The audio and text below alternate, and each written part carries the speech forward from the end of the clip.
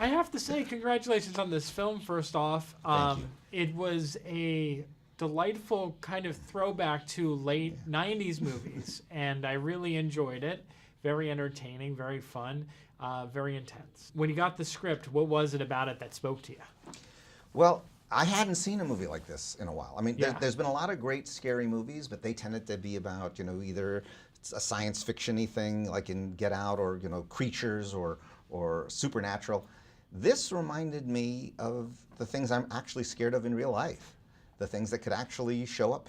I mean, this guy could live across the street from you. Yes. And so when I read that, I thought, man, this terrifies me in a way that I haven't seen in a while, and I really wanted to make the picture. So you've been involved in the industry as a producer, executive producer for almost 3 decades now, right? Yeah. How has the environment changed for you in the projects that you pick up? Well, for me, the biggest change has been the relationship of movies and television. When I started out, movies is where you did the most interesting and experimental work, and you pushed the boundaries, and television was very formulaic. And movies became more and more and more and more expensive, so that there was more pressure to not do something controversial, and it became more and more formulaic. And television suddenly had 500 channels, and the only way to be seen is to do something really interesting and evocative. And so suddenly some of the best work that's being done from a writing standpoint, directing standpoint, is happening on television. And so I think that there's been a shift, which is good for television and not great for movies. So for me, I find that if I want to do something that's unique, or at least something that is what my intentional vision is, I have to do it independently. Okay. Kind of going off that, the 2 people you cast as the main characters in this movie start off in television. Sure. So was that the reasoning for picking them, and were they always the first choice? I just fell in love with them as actors. Okay. I mean, I started watching this show, Misfits, and I thought, this kid is really something special. I'd never seen anybody like him before. And of course, David Tennant, I think, is one of the most underrated actors in the world.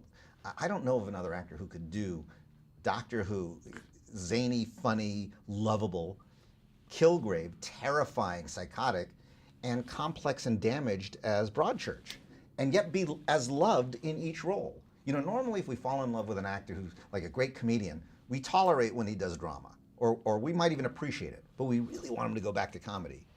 No matter what David does, people just fall in love with it, and that's a real tribute to his skill level. Yeah. So you work a lot with Roland, and I'm very curious about this because he makes a very specific movie all the time, and then he steps away and he does something like Anonymous, which I really loved. Me too. What is it about that relationship? What is it about him as a person that makes you want to keep coming back to him? Well, Roland was the guy who believed in me first. I was an actor. I wanted to move the other side of the camera, and Roland took a gamble on me, and he hired me to be part of his company. We did a movie called Universal Soldier that I wrote for him. I told him afterwards I won't write for him again unless I'm the producer, and he said fine, and then we did Stargate and Independence Day. And for 12 years we made movies together. And a lot of people asked, well, what went wrong? Why did the partnership end? And I go, what went wrong? We lasted 2 years longer than the Beatles. I mean, that was pretty darn good. Yeah. And we're still great friends, and whenever he wants my help or advice, I show up, and he's shown up for me every time I've needed help and advice. So he was my mentor, my teacher. To this day, I hear his voice in my head when I'm directing, because I used to direct all the second unit for him. And in those days, we still did a thing called dailies, where you'd watch the footage from the previous day's shoot, and the whole crew would be there. And he would be yelling at me almost every night, Dean, why did you put the camera there? Oh, you have nothing in the foreground. You're looking down on the actors. Look up at your star. All the things he used to scream at, there's not enough smoke. Where's the smoke, Dean? And to this day, I still hear it. I go to set up a shot, and I hear him go, don't put the camera there. And I go, oh, no, I'll put the camera over here. Great. And then last question. What's a project that you would love to do that you haven't quite done yet? I would like to do something that my kids could go see. I have an 11-year-old and a 5-year-old, and I would love to do something in that tone.